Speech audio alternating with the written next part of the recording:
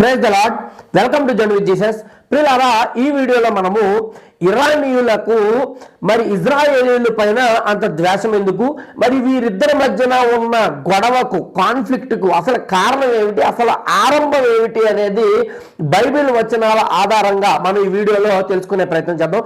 దానికంటే ముందుగా Bible is true and real book అని ఖచ్చితంగా కామెంట్ చేయండి. ఇక కనుక మనము విషయంలోనికి వెళ్తే ప్రియులారా, ఈ ఇరాన్ అలాగే ఇస్రాయేల్కి మధ్యలో ఉన్న కాన్ఫ్లిక్ట్ గురించి కనుక మనం ఆలోచన చేసినట్లయితే పాత నిబంధన గ్రంథము ఆ కాలపు రోజుల్లోనికి వెళ్తే నిజంగా ఈ ఇరాన్కు అలాగే ఇజ్రాయేలీలకు మధ్యన పెద్ద కాన్ఫ్లిక్ట్ ఏమి మనకి కనిపించదు.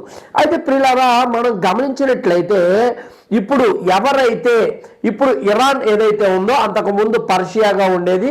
ఈ పర్షియన్ రాజులు ఎవరైతే ఉన్నారో పారసిక రాజులు, అందులో కోరేషు, దర్యావేషు వంటి రాజులు ఇంకా యూదులకు ఎంతగానో ఉపయోగపడ్డారు. అయితే బబులోనీయుల చెరలోనికి యూదులు వెళ్ళిపోయిన తర్వాత 539 BCలో మరి ఈ బబులోను సంస్థానాన్ని పడగొట్టి రాజ్యాధికారాన్ని మాదీయ పారసిక రాజులు సొంతం చేసుకోవటం జరిగింది. అయితే ఆ తర్వాత జరిగిన విషయం ఏమిటంటే పారసిక రాజు అయిన కోరేషును దేవుడు వాడుకోవటం జరిగింది. అప్పటికే చెరలో బందీలుగా ఉన్న ఇజ్రాయేలీలను మరి తమ స్వదేశాలకి వెళ్ళిపోవచ్చని, అక్కడ తమ దేవుడి మందిరాలను కూడా కట్టుకోవచ్చని కోరేషు ఆజ్ఞాపించడం జరిగింది. అంత మాత్రమే కాదు ప్రియులారా, కోరేషు కాలంలో అయితేనేంటి, రాజైన దర్యావేషు కాలంలో అయితేనేంటి, మరి రెండవ యెరూషలేము మందిరము కట్టబడటానికి కొంతవరకు ఫండింగ్ కూడా ఈ పారసీక రాజుల నుండే మరి వచ్చినట్టుగా మనకి కనిపిస్తుంది. అయితే ఆ దశలో మనం చూసినట్లయితే యూదులకు వీరు ఉపకారము చేసిన వారుగానే కనిపించారు తప్ప వీరి మధ్యన కాన్ఫ్లిక్ట్ ఏమీ కనిపించదు. అయితే తర్వాత రోజుల్లో కనుక మనం చూసినట్లయితే ఈ సాడ్ స్టోరీ ఎక్కడి నుంచి మొదలైంది అంటే 7వ శతాబ్దంలో ఎప్పుడైతే ఇస్లాము ప్రాముఖ్యంగా మిడిల్ ఈస్ట్లో పెరగటము మొదలు పెట్టిందో అక్కడి నుంచి మనకి గ్యాప్ అయితే కనిపిస్తుంది. అయితే ఈ ఆరిజిన్ కనుక మనం అంచనా వేసే ప్రయత్నం చేసినట్లయితే ఈ ఇరానియన్స్కి అలాగే ఇజ్రాయలైట్స్కి వీరి మధ్యన మరి ఉన్న ఈ సిచ్యువేషన్కి కారణము పొలిటికల్ రీజన్స్ మాత్రం కాదు, అలాగే టెరిటోరియల్ రీజన్స్ మాత్రమే కాదు, కానీ ఒక సూపర్ న్యాచురల్ యాంగిల్ కూడా దీని వెనకాల ఉన్నట్టుగా మనం అర్థం చేసుకోవాలి. కేవలం ఫిజికల్ యాంగిల్ మాత్రమే కాక స్పిరిచువల్ యాంగిల్ కూడా బైబిల్ లేఖనాలని మనము తడిమి చూసినప్పుడు మనకి కనిపిస్తుంది. ఒక మాట బైబిల్లో నుంచి నేను మీకు చదివే ప్రయత్నం చేస్తాను, దీని యొక్క పూర్తి వివరణ మీకు తెలుస్తుంది. దానియేలు గ్రంథము 10వ అధ్యాయము 13వ వచనం నేను చదువుతా ఉన్నాను. దానియేలు 10:13 పారసీకుల రాజ్యాధిపతి 21 దినములు నన్ను ఎదిరించెను. ఇంకా పారసీక రాజుల సముఖమున నేను నిలుచుచుండగా ప్రధానాధిపతులలో మికాయేలును ఒకడు నాకు సహాయము చేయవచ్చును. అయితే పిల్లల ఎక్కడున్న లేఖన భాగాన్ని మీరు చదివారు కదా, ఈ యొక్క కాంటెక్స్ట్ ఏంటి అంటే ఇప్పుడు దానియేలుకు దేవుడు ఒక దర్శనాన్ని చూపించడం జరిగింది. ఆ దర్శనము భవిష్యత్తులో జరగబోతున్న ఒక మహాయుద్ధమును కూర్చున్న దర్శనాన్ని దేవుడు చూపించారు దానియేలుకు. అయితే ప్రియులారా, ఆ దర్శనము యొక్క అర్థాన్ని వివరించుటకు ఒక మెసెంజర్ని, ఒక దూతని దేవుడు పంపటం జరిగింది. అయితే ఆ దూత దానియేలు దగ్గరకు వచ్చి ఆ వివరాలన్నీ కూడా దానియేలుకు తెలియచేయటానికి 21 రోజులు అదనపు సమయం పట్టింది. 21 రోజులు తాను ఆటంకపరచబడ్డానని, అయితే 21 రోజుల తర్వాత మికాయేలు యొక్క సహాయాన్ని కోరగా మికాయేలు వచ్చి సహాయం చేయటం ద్వారా తిరిగి దానియేలు దగ్గరికి తాను వచ్చినట్టుగా దూత దానియేలుకు తెలియజేస్తున్న వివరాలు ఇక్కడ మనకి కనిపిస్తాయి. అయితే ఆ దర్శన భావాన్ని తెలియజేయటానికి అయితేనేంటి, దేవుడు గురించిన వివరాలను అందించడానికి అయితేనేంటి, పరలోకము నుండి దూత బయలుదేరి రావటం ఏమిటి, 3 వారాలు అనగా 21 రోజులు మరి ఎవరో ఆటంకపరచటం ఏమిటి అని కనుక మనం ఆలోచన చేసినట్లయితే ఎవరు ఆటంకపరిచారంటే ఆ దూత చెబుతా ఉంది పారసీక రాజ్యాధిపతి అని. ఇంగ్లీష్లో మనం చూసామంటే prince of kingdom of Persia అని రాయబడి ఉంది. అయితే పిల్లల గమనించండి, ఎవరి prince of kingdom of Persia, ఎవరి పారసీక రాజ్యాధిపతి 21 రోజులు దానియేలు దగ్గరకు దేవుడి మెసేజ్ను రాకుండా దూతను ఆటంకపరిచిన వారు ఎవరు అంటే పిల్లరా, ఆ అదొక ఈవిల్ స్పిరిట్ అని మనకు అర్థమవుతుంది. పడిపోయిన దేవదూతలలో ఒక దూత, అలాగే సాతాను ఆర్మీలోని కీలకమైన ఒక దూత, ఒక దయ్యము. ఏ దురాత్మ అయితే పర్షియా దేశము పైన మరి అధికారాన్ని కలిగి ఉందో ఆ దూత ఈ దేవదూతను ఆటంకపరిచినట్టుగా క్లియర్ గా అర్థమవుతుంది. అయితే మీకు అర్థం అవ్వాలంటే గమనించండి, సాతాను యొక్క రాజ్యం ఎలాగుంటుందంటే అది కూడా దేవుడి రాజ్యం లాగానే ఉంటది. ఈ సాతాన్ అనేవాడు వాడికి స్వతహాగా తెలివితేటలు లేవు, స్వతహాగా మరి గొప్ప జ్ఞాని కాదు. కానీ మనం గమనించినట్లయితే దేవుడు చేసిన ప్రతి దాన్ని కూడా మరి చక్కగా వాడు కాపీ కొట్టి వాడుకుంటాడు. అయితే he is a wonderful perfect copy master అని మనం క్లియర్ గా చెప్పొచ్చు. ఈ సాతాను యొక్క రాజ్యము ఎలా ఏర్పడిందంటే, ఇప్పుడు సాతానుకు కూడా ఒక రాజ్యం ఉంది, ఒక అంధకార రాజ్యము. దానికి మరి రాజుగా ఈ లూసిఫర్ సాతాన్ అనే వ్యక్తి ఉన్నాడు. వాడి కింద కూడా డిఫరెంట్ డినామినేషన్స్, డిఫరెంట్ మరి డెసిగ్నేషన్స్ లో కొన్ని దురాత్మలు వాడి రాజ్యము కోసము వాడబడతా ఉన్నాయి అనేది గమనించండి. ఇప్పుడు ఈ సాతాన్ అనే వ్యక్తి ఒక్కొక్క దేశము పైన ఒక్కొక్క దురాత్మను పెట్టడం జరిగింది. అలాగే ఒక్కొక్క స్టేట్ పైన, ఒక్కొక్క జిల్లా పైన, మరి నేనైతే అనుకున్నాను వీలైతే ఒక్కొక్క సందులో కూడా ఒక్కొక్క దురాత్మ శక్తులను వాడు మోహరించాడు. వాడి యొక్క కార్యాలు ఈ భూలోకంలో జరుగుటకు. మరి ఎలాగైతే మనము దేవుడి రాజ్యంలో సిస్టమ్ను చూస్తామో అలాగే డిఫరెంట్ క్యాడర్స్ లో, డిఫరెంట్ వ్యవస్థలలో మరి ఈ అంధకార శక్తులను వాడు పెట్టి వాడు వాడుకుంటా ఉన్నాడు. అయితే ఇవన్నీ కూడా వాడి యొక్క రాజ్యం కోసం పోరాటం చేస్తా ఉన్నాయి. అలాగే పర్షియా దేశము పైన అధికారిగా ఉన్న ఒక్క దురాత్మ శక్తి, దానినే ఇక్కడ పారసీక రాజ్యాధిపతి అని దూత సంబోధిస్తా ఉంది. ఆ దురాత్మ శక్తి దానియేలు దగ్గరకు దేవుడి మెసేజ్ రాకుండా ఆ మెసెంజర్ ని, దూతను ఆటంకపరిచినట్టుగా మనం ఇక్కడ అర్థం చేసుకోవాలి. అయితే ప్రియులారా, ఇక్కడ మనం గమనించినట్లయితే మన జీవితాల్లో కూడా మనకు ఎవరైనా కీడు చేశారంటే, ఇబ్బంది కలిగించారంటే మనం వారిని తిట్టుకుంటూ ఉంటాం, దూషిస్తూ ఉంటాం, వారి పక్షాన ద్వేషము కలిగి ఉంటాం.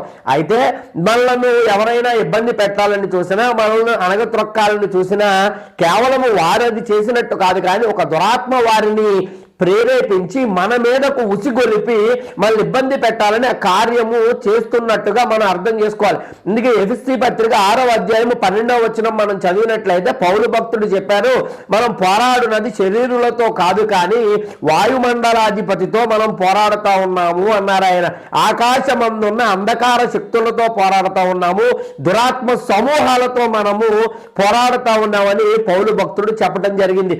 అయితే నీ జీవితంలో, నా జీవితంలో ఎవరైనా మనం అణగదొక్కే ప్రయత్నం చేసినప్పుడు, ఎప్పుడైతే మనము ఈ యాంగిల్ తో ఆలోచించే ప్రయత్నం చేస్తామో వారిని సులువుగా జయించవచ్చు. కేవలము ప్రార్థనతోనే జయించవచ్చు తప్ప మన యొక్క జ్ఞానము అక్కడ పని చేయదన్న విషయాన్ని గమనించండి. ఎందుకంటే అంధకార శక్తులు వారిని ప్రయోగించి మన మీదకి పంపిస్తున్నాయన్న సత్యాన్ని మనం గమనించాలి. అయితే ప్రియులారా గమనించండి, దేవుడి మెసేజ్ నే దానియేలు దాకా రాకుండా దూతను 21 రోజులు ఆపగలిగింది. ఆ పారసీక దేశానికి మీద మరి అధికారము కలిగిన ఆ యొక్క ఈవిల్ స్పిరిట్ అన్న విషయము ఇక్కడ మనకి క్లియర్ గా కనిపిస్తా ఉంది.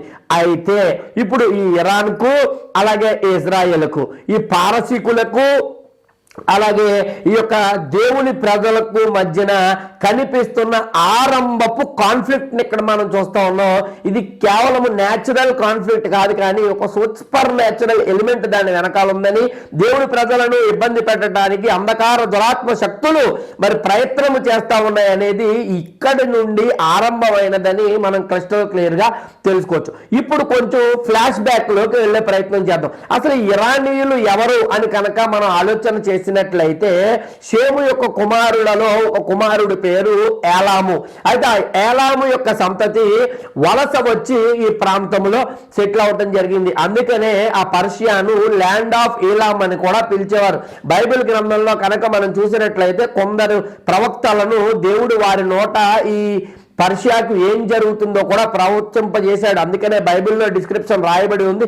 ఏలామును గురించి ప్రవచనం ఎత్తి ఇలాగు ప్రకటించమన్న మాటలను మనం చూస్తాం. అలాగే షేము కుమారుడైన ఏలాము సంతతి ఇక్కడికి వచ్చి స్థిరపడ్డారు.